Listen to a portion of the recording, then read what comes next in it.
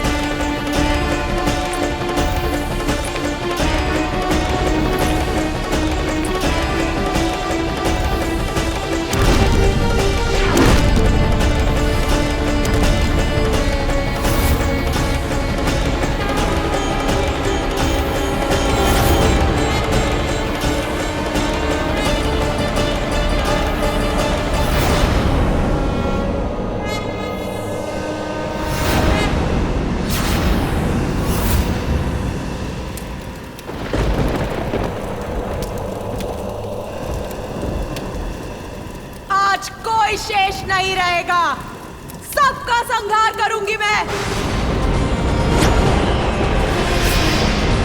काली,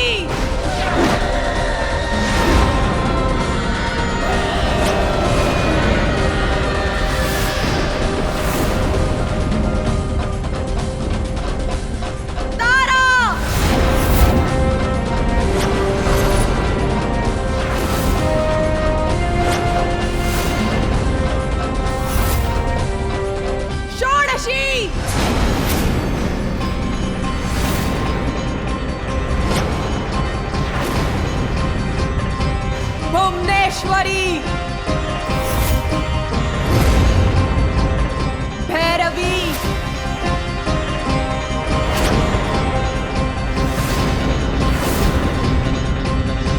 छिन्नमस्तका,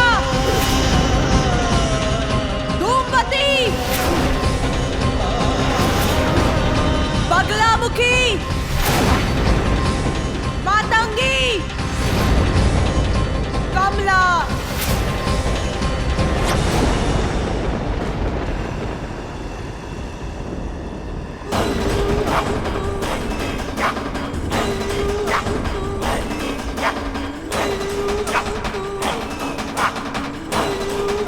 माता के इस रौद्र रूप से और उनसे उत्पन्न इन महाविद्याओं से कोई सुरक्षित नहीं।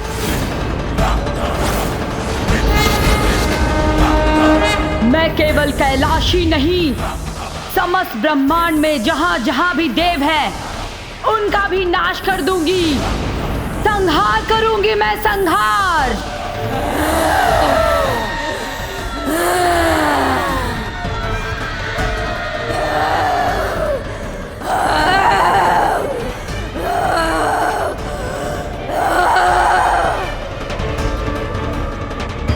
ये 64 योगिनियां भी माता की देह से उत्पन्न होकर हम पर ही वार करने वाली।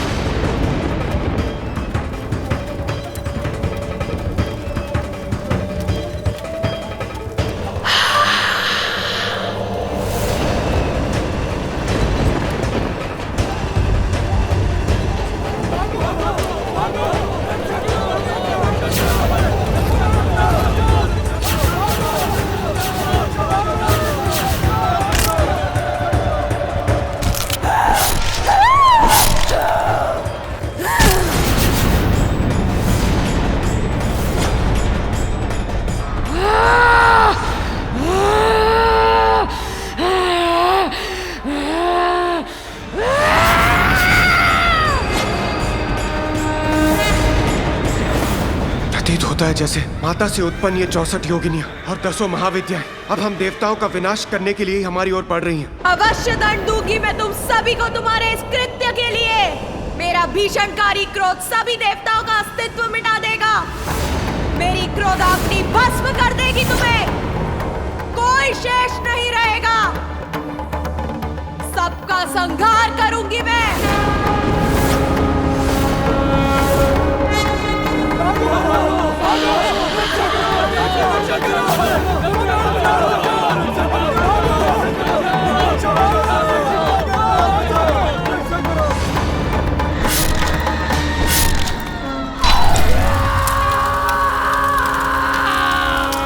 देवराज, इन योगिनियों से हम देवताओं की रक्षा का कुछ उपाय कीजिए।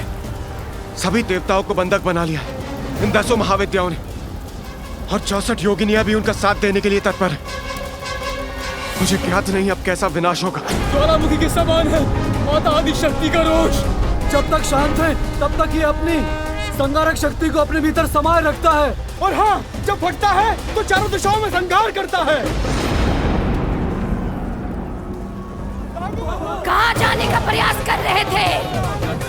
देवी दुर्गा का स्पष्ट आदेश है, आज कोई भी देवता यहाँ से जीवित नहीं जा सकता।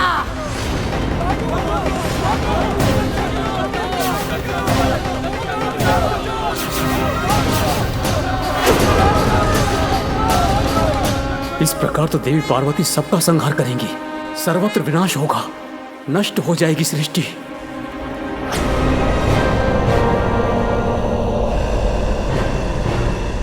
आप सभी देवगण फैल जाइए, एक दूसरे से दूर रहिए और अपनी रक्षा के लिए अपने अस्त्रों का प्रयोग कीजिए।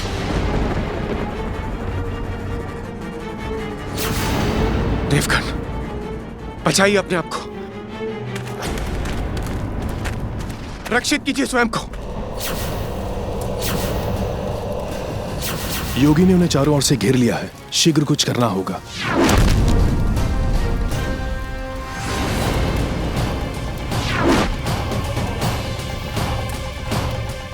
आश्चर्य,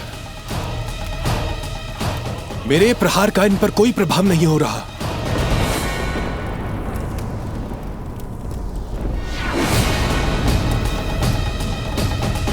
वायुदेव, आज कोई भी अस्त्र शस्त्र अथवा कोई भी तुम्हारी दिव्य शक्तियां, महाशक्ति के क्रोध से तुम्हें अब कोई नहीं बचा पाएगा, कोई तुम्हारी रक्षा नहीं कर पाएगा।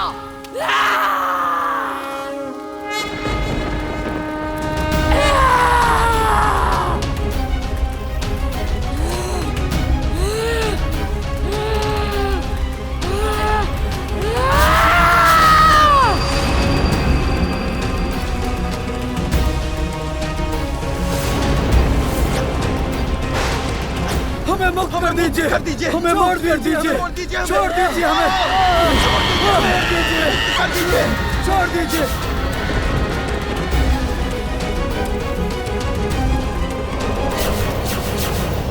अग्निदेव, कहाँ भागने का प्रयास कर रहे हो? रुको और अपना दंड स्वीकार करो। मुझे पकड़ने की चेष्टा मत कीजिए। मेरी अग्नि सुरक्षा कवच को भेदने का प्रयास किया तो आप भस्म हो जाएंगी।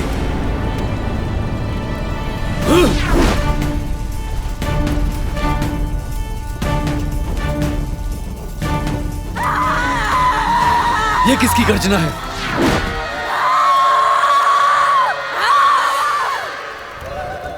देवी तारा अपने विकराल रूप में। अग्निदेव, मुझसे अपना बचाव कैसे करेंगे आप?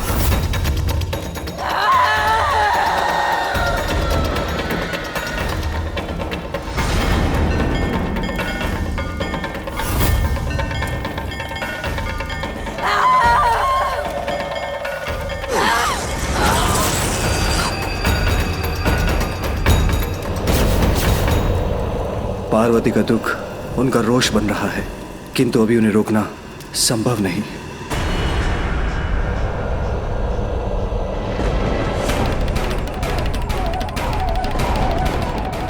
देवी भुवनेश्वरी और देवी कमला अपने हाथों से जिस प्रचंड ऊर्जा को उत्पन्न कर रही है, उससे तो यहाँ उपस्थित कोई देवता नहीं बचेगा।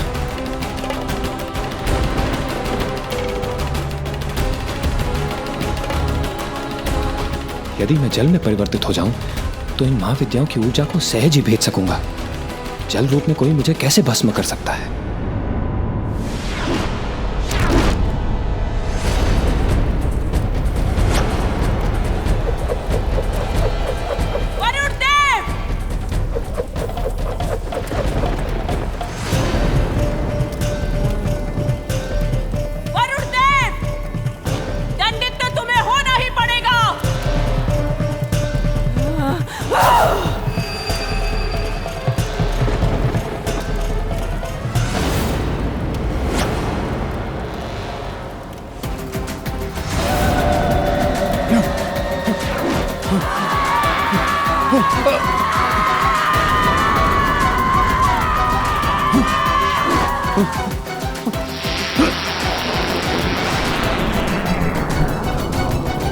जब हूं मैं, मेरे पास से दूर रहने में ही आपकी भलाई है।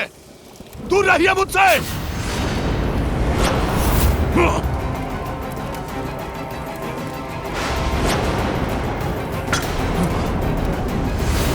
इस प्रकार तो ये योगिनियां मुझे कहीं नहीं जाने देंगी।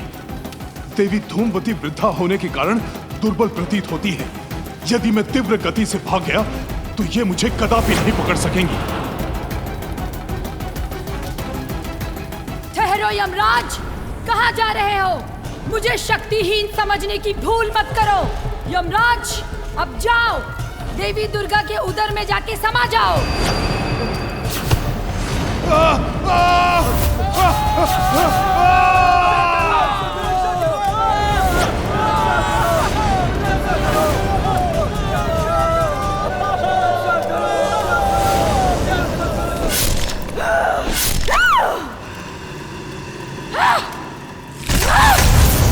इस प्रकार तो समस्त देवताओं का विनाश हो जाएगा और मैं देवराज होते हुए ये नहीं देख सकता। मुझे कुछ करना होगा।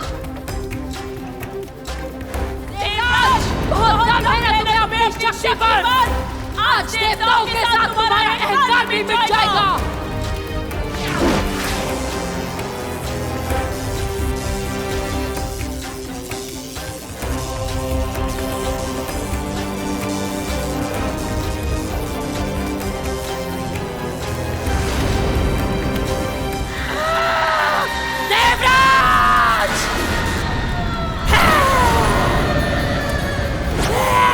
देवी काली,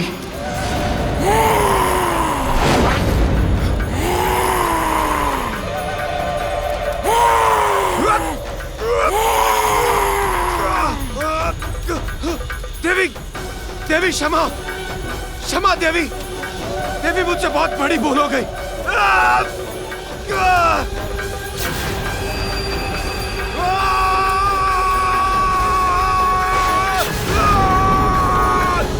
इंद्रदेव, नहीं, ये नहीं हो सकता।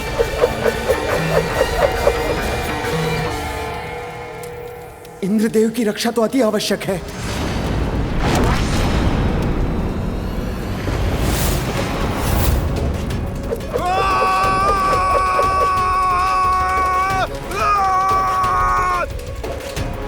इंद्रदेव की रक्षा से पूर्व तुम अपनी रक्षा का विचार करो सूर्यदेव।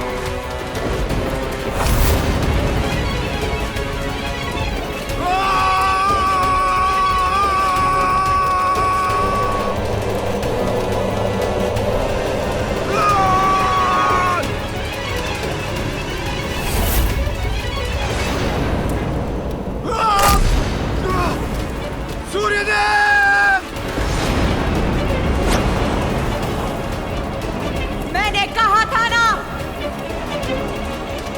आज कोई शेष नहीं रहेगा। सबका संहार करूंगी मैं।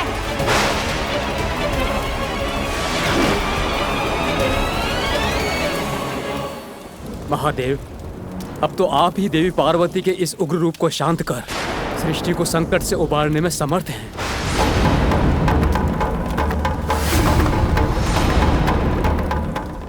महादेव शीघ्र कुछ कीजिए, अन्यथा देवी पार्वती सर्वत्र प्रलय की स्थिति उत्पन्न कर देंगी।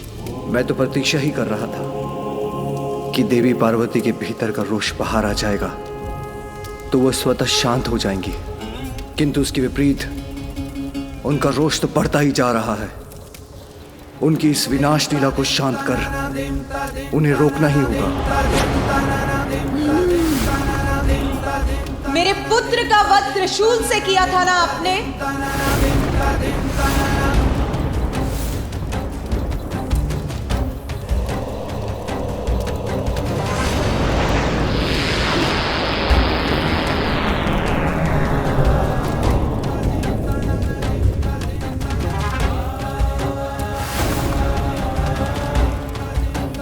पार्वती, यदि संहार करने से ही तुम्हारा क्रोध शांत होता है तो लो, मैं प्रस्तुत हूं, तुम्हारा दोषी।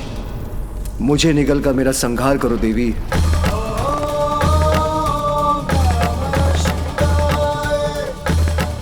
नहीं, ये कैसे कर सकती हूं मैं? मुझे अपने रोष से मुक्त होना ही होगा। पार्वती, वो तुम्हारा ही नहीं, मेरा भी पुत्र था। हाँ, ये सत्य है पार्वती कि मेरे हाथ तो बहुत बड़ा अनर्थ हो गया है।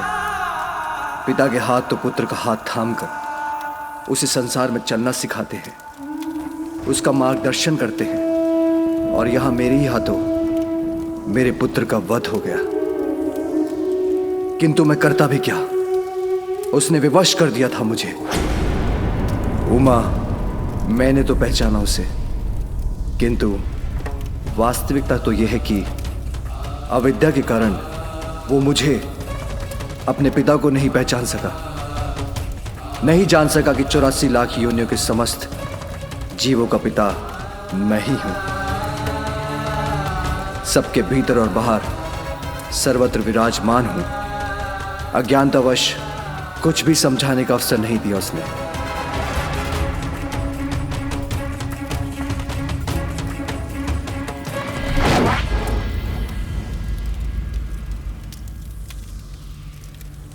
तुमने उसे जन्म तो दिया पार्वती, किंतु उचित संस्कार देने का अवसर नहीं मिला तुम्हें।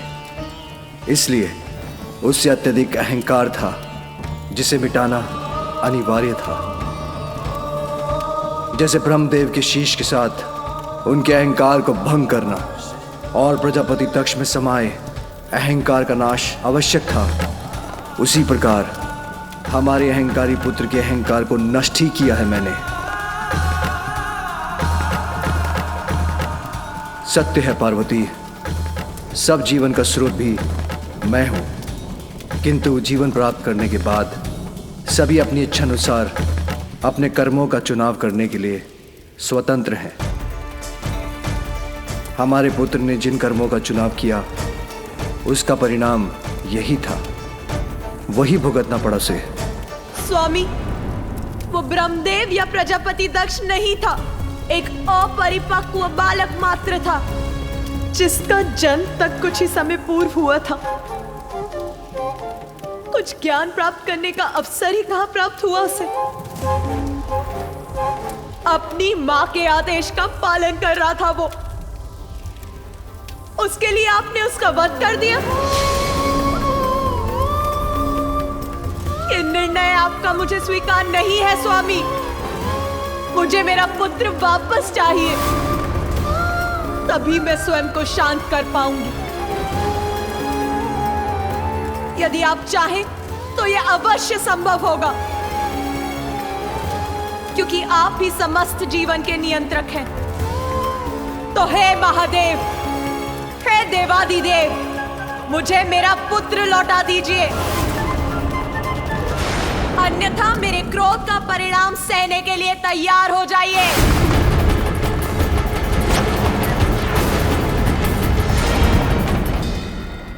मुझे मेरा पुत्र लौटा दीजिए,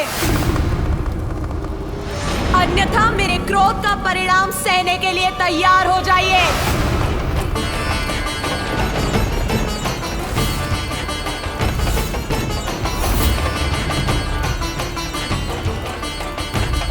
अपने पुत्र से वंचित होकर मैं जीवित नहीं रह सकती। मुझे मेरा पुत्र चाहिए। जीवित करिए मेरे पुत्र को। सर्वत्र व्याप्त हैं आप जो चाहे कर सकते हैं। आप ही जीवित कीजिए मेरे पुत्र को, क्योंकि जो जीवन नहीं दे सकता उसको जीवन छीनने का अधिकार भी नहीं है।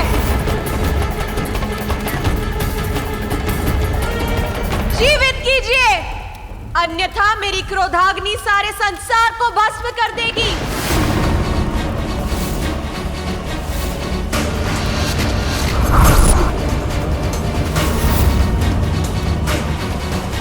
रक्षा कीजिए प्रभु, सुनिए हमारी गुहार, हमारी गुहार, हमारी रक्षा कीजिए, भक्षण होने से बचाइए प्रभु, हमारी रक्षा कीजिए, हमारी रक्षा कीजिए, हमारी रक्षा कीजिए, हमारी रक्षा कीजिए प्रभु। महादेव कैसे शांत करेंगे माता पार्वती के क्रोध को? कहीं इस बार मैं उनका लक्ष्य न बन जाऊं। शांत हो जाओ देवी पार्वती, तुम्हें तुम्हारा पुत्र अवश्य प्राप्त होगा।